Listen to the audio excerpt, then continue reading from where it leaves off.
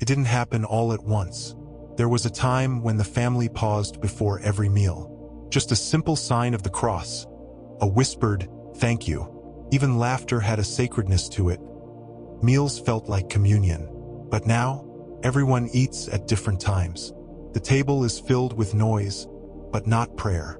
The Holy Father, Pope Leo XIV, calls this the slow drift. Not a rebellion, not even a decision.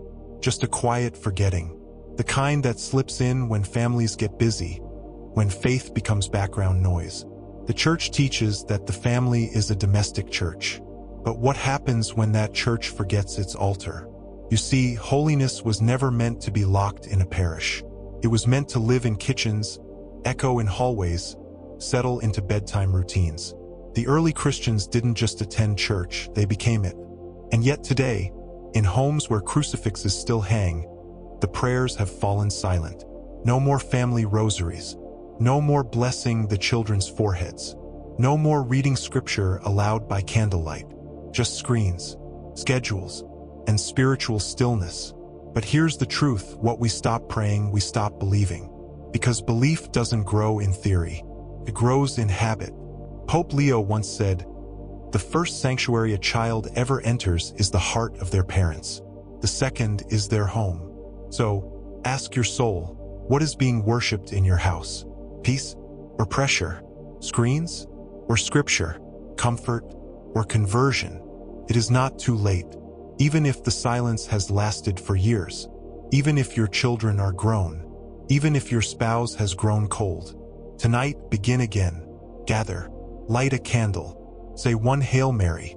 The family that begins with even one prayer, Pope Leo says, is already returning to heaven. It sat in the drawer by the nightstand, once wrapped around fingers every night, once kissed with reverence, once passed from grandmother to daughter. Now, it lies tangled among receipts, old charger cords, paper clips, and no one weeps for it. This is how faith fades, not with scandal, with storage. Pope Leo XIV says that the death of prayer in the home is not an explosion, it is erosion. The Catechism teaches that prayer is both a gift and a battle. In the home, that battle is fought daily. It is won not by emotion, but by repetition, by choosing again and again to lift up your heart, even when no one joins you. So many families say, "We're too tired, too busy, we'll pray tomorrow." But prayer, like bread, must be daily.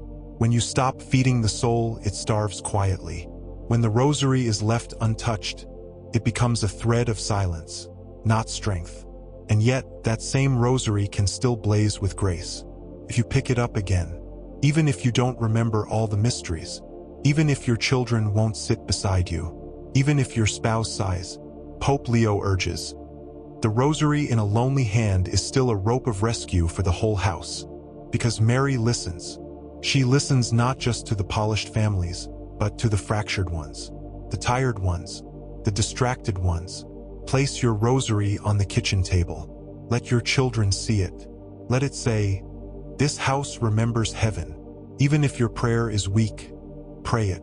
Even if your voice shakes, begin. Because the rosary is not a ritual.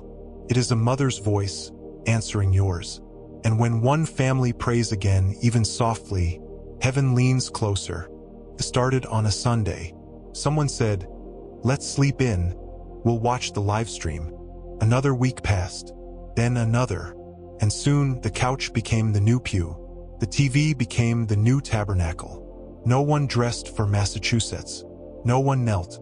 No one received. Felt convenient. But something sacred had been traded and not even noticed. Pope Leo XIV calls this the comfort crucifixion, where we nail our devotion to convenience. We don't say we're leaving God. We just rearrange him around our schedule. The Church teaches that the Eucharist is the source and summit of our faith. But many families now treat it as optional, a background event, a muted Mass while breakfast simmers on the stove. But how can heaven pour itself into a soul that will not even stand? You may say, at least we still believe. But belief without reverence becomes a theory. And children learn not from what we say, but from what we do. They watch. They notice when Mass becomes a screen. They notice when we stop singing. They notice when the sacred is treated as a side activity. And slowly, their fire dies before it ever began. But Pope Leo reminds us, even a cold heart can walk into a holy place and catch fire again. You must return, even if it's awkward, even if the kids roll their eyes, even if your spouse stays home, because the church building isn't just symbolic. The sacramental. Christ waits there truly, and the family that kneels together, even tired and distracted, still enters the throne room of the King. So start this Sunday. Get up, dress with intention, bless your children's foreheads. Say, "We are going to receive the Lord," and go. The couch can no longer be your chapel. It is time to come back to the altar, where mercy waits. You lie in bed, scrolling, tossing, distracted, and beside you, a Bible unopened, a crucifix unacknowledged. The bedroom, once filled with whispered prayers, now echoes with silence. This is not judgment. This is reality. Pope Leo XIV says, bedrooms should be tabernacles of peace, not deserts of distraction. The church teaches that night is sacred, a time when the soul opens, when grace visits softly. But many families fall asleep under noise, not under blessing. There was a time when parents knelt beside the bed with their children, a time when the last words of the day were, "God, thank you." Now, the last words are often, "What's trending?" But the soul still hungers, even in the silence. And the good news? The return is easy. You don't need to organize a revival. You need to whisper again, to bless the pillow, to say aloud, "Lord, stay with us this night." Put the phone down for 5 minutes. Hold your spouse's hand, not for romance, but for reverence. Let your children see you make the sign of the cross before sleep. Because what we do in the dark shapes who we become in the light. Even if your bedroom has become a desert, grace still reigns. Tonight, even quietly, pray aloud. It doesn't need to be perfect, only real. And in that whisper, heaven responds. There is a quiet ache in many homes, a missing sound, not of harshness, not of absence, but of spiritual silence. The sound of a father no longer praying aloud. The Catechism tells us that parents are the first heralds of the gospel to their children. But too often, mothers carry the prayer life alone, and fathers, distracted by pressure, retreat into silence. Pope Leo XIV speaks with tenderness but urgency.